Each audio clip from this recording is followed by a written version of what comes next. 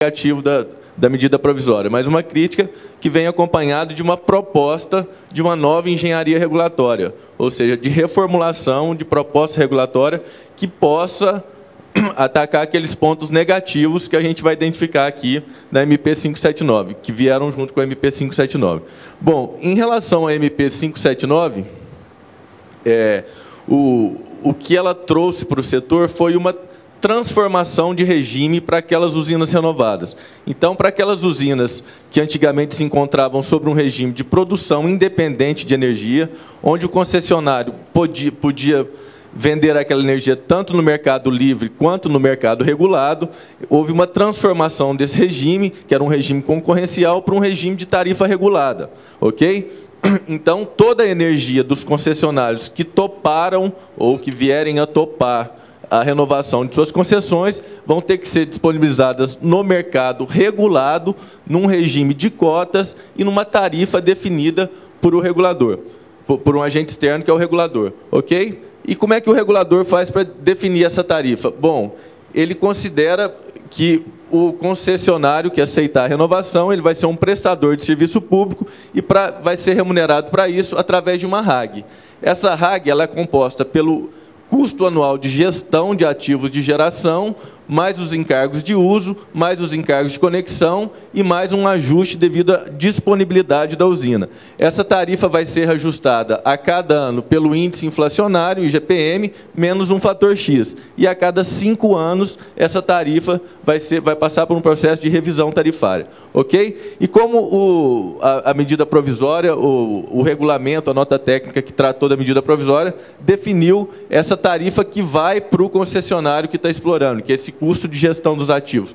Bom, ela pegou uma análise de regressão, fez uma análise de regressão com 169 usinas hidrelétricas, que corresponde a 65 mil megas de energia, ok? Fez uma reta de regressão, onde ela entrou como variável dependente o AIM praticado, aquele do balanço, e como variáveis independentes, a capacidade instalada de cada usina e o fator de capacidade dela. Então, para essas usinas renovadas, a receita dela, o que fica realmente com ela, tirando os encargos, que seria essa GAG, ela é dada como uma função da capacidade instalada dessa usina e do fator de capacidade dela.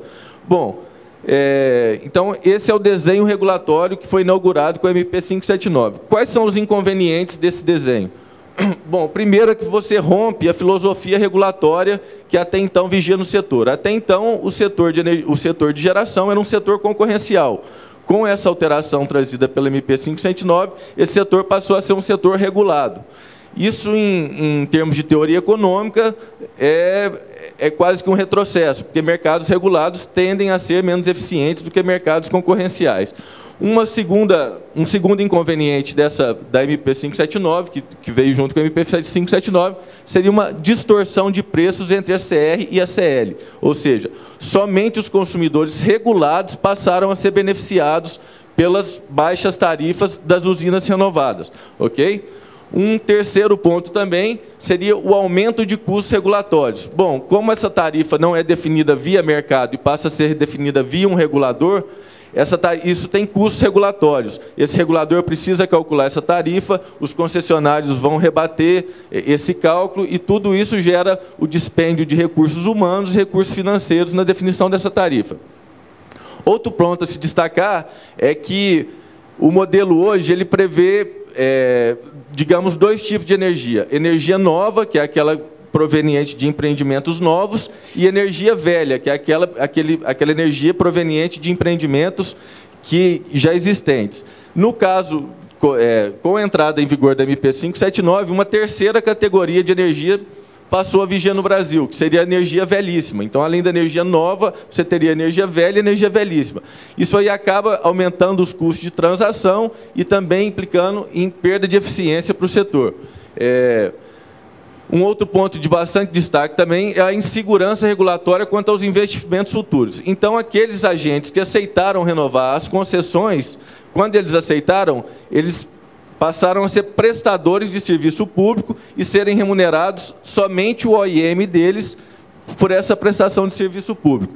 Bom, essas usinas elas foram renovadas para mais 30 anos. Ao longo desses 30 anos, você vai ter que fazer vários investimentos. Esses investimentos, na ideia inicial da MP 579, na concepção inicial dela, é que eles seriam feitos e reconhecidos a partir da revisão tarifária que se dá a cada 5 anos. Isso foi revisto recentemente, e a partir de janeiro, como a gente vai ver ali agora, aquela GAG passou a incorporar também os investimentos futuros. Ok? E, por último, também, um outro inconveniente da MP 579 é que você acabou ocasionando uma distorção de preços entre as distribuidoras, entre os consumidores e distribuidoras. Só para citar um exemplo, em 2013 eu fiz um levantamento, mas a CEAL tinha 30% do portfólio dela composto por cota, enquanto a Celesc tinha 2% só do portfólio dela composto por cota. Então, essa divisão inicial acabou privilegiando algumas distribuidoras em detrimento de outras.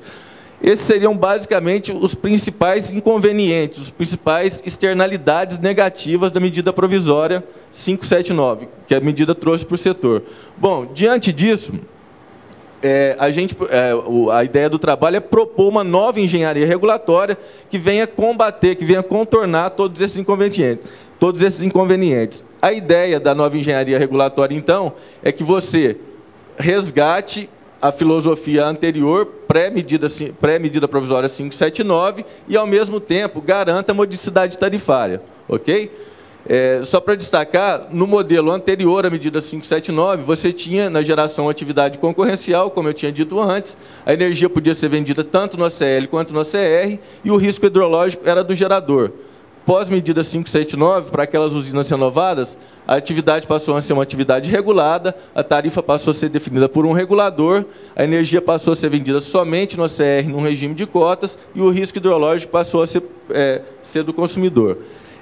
Entrando agora, então, nessa nova engenharia regulatória, eu só queria destacar que ela vai ser apresentada tanto em termos de diretrizes gerais, quanto em termos da sua efetiva operacionalização. Ou seja, como você poderia traduzir aqueles princípios em regulamentos, em equações que garantam esse resgate da filosofia setorial e juntamente com a modicidade tarifária.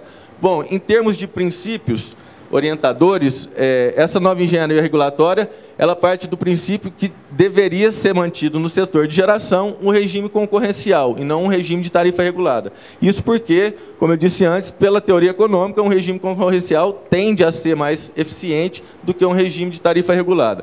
Um segundo princípio é que a modicidade tarifária ela deveria beneficiar tanto os consumidores do mercado cativo quanto os consumidores do mercado regulado. Ok? Por que isso? Porque a depreciação, a amortização dos investimentos dessas usinas que estão sendo renovadas, ele foi bancado tanto por consumidores livres quanto por consumidores regulados. Ok? Quanto consumidores cativos. E o terceiro e último princípio é que os riscos e incertezas inerentes ao empreendimento, né, inerentes à concessão, eles devem estar todos devidamente precificados e ajustados no contrato de concessão. Bom, relatado esses princípios orientadores, como é que a gente poderia construir um modelo, uma engenharia regulatória que transforme esses princípios em algo concreto? Bom, a ideia inicial é você partir de um levantamento de qual que seria a receita daquela usina que está sendo renovada. Bom, isso é calculado facilmente. Você teria aqui a potência total da usina, vezes o fator de capacidade dela, vezes 8.760, que é o número de horas, vezes um preço de referência. Qual seria esse preço de referência? A priori, esse preço poderia ser o preço médio do ACR. Ok? Então, com essa equação, você levanta a receita total que uma usina consegue levantar a cada ano.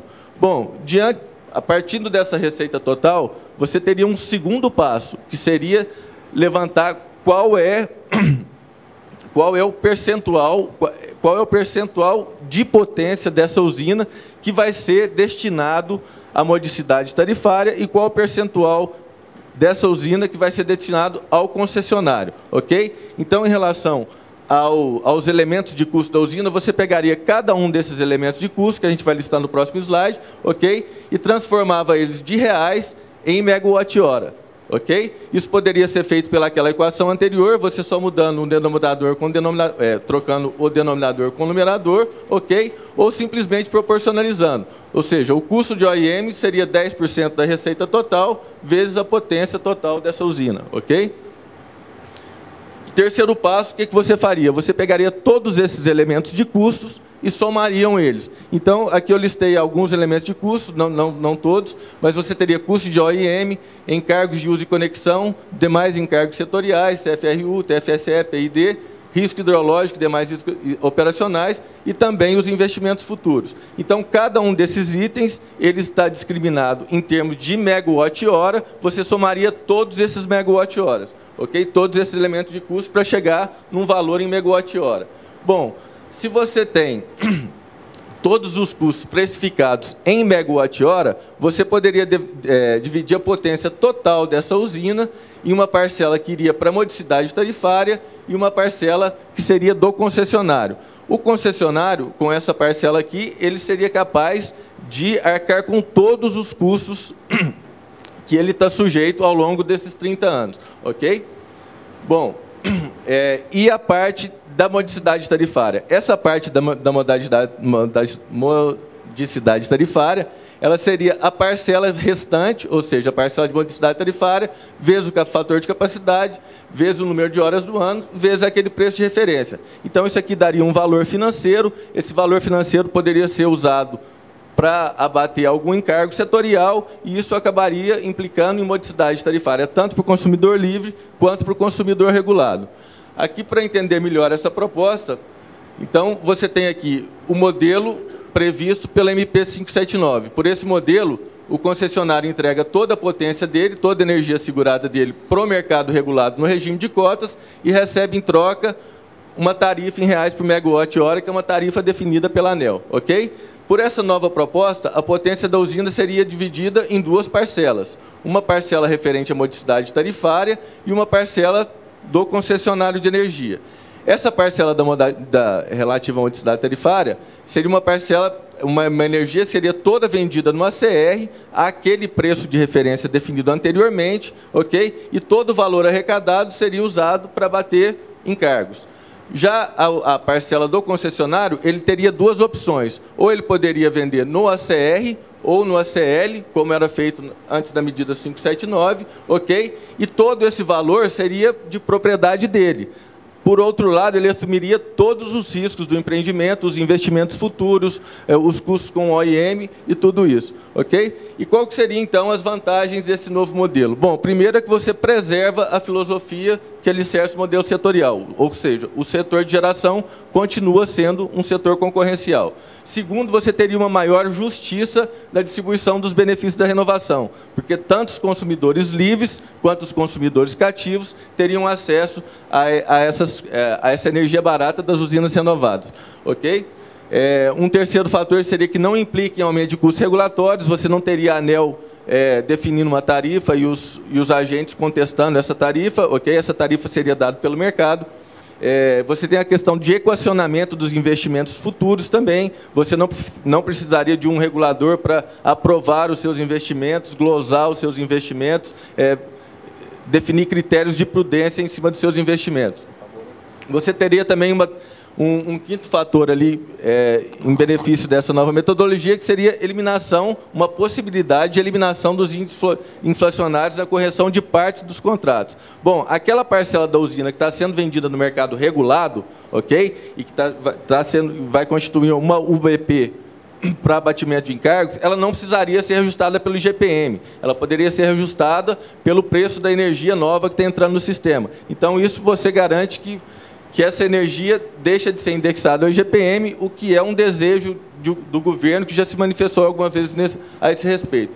E, por fim, você elimina a necessidade de desembolso financeiro pelo poder concedente. Bom, esse modelo da medida 579, ele prevê que aqueles investimentos não amortizados sejam todos pagos agora e o concessionário passa a ser remunerado só por OIM. Então, isso vai gerar um volume de recursos muito grande que o governo terá que desembolsar, o poder concedente terá que desembolsar para esses concessionários, ok? Nesse modelo, nessa nova engenharia regulatória, isso não seria necessário. Bom, e por fim, só para terminar, em termos de considerações finais, essa proposta não constitui uma proposta inédita. Ela é quase que uma réplica dos modelos de leilões hoje. Só que no modelo de leilão, o concessionário fica com toda aquela energia da usina. Nesse caso, aí, ele ficaria só com uma parcela. Um outro ponto a se destacar aqui é que esse pagamento de UBP, ele poderá, esse modelo via pagamento de UBT, poderá, não será, né, mas poderá ser utilizado também na questão de autoprodutores, não só para produtores independentes de energia. Essa proposta é uma proposta bastante versátil, ok? Ela pode ser usada tanto no caso de um concessionário que queira renovar, quanto num caso de uma eventual licitação. Aquele concessionário não queira renovar, ele devolve para o poder concedente, e o poder concedente pode licitar nesses termos. Ganharia a concessão aquele que aceitasse uma menor parcela de energia a ser explorada por ele, ok? E, por fim, o uso de uma análise de impacto regulatório, que é um mecanismo onde você balanceia custos e benefícios de determinada opção regulatória, poderia evidenciar melhor esses custos e benefícios da proposta aí. Bom, era bem isso que eu tinha para falar. Desculpa a pressa aí que está... Okay? É o Weber.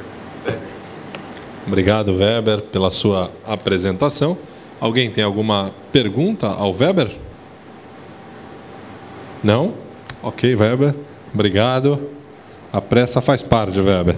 Tem cronômetro. Bom, e falando em cronômetro, amanhã iniciaremos novamente, pontualmente, às 9 da manhã.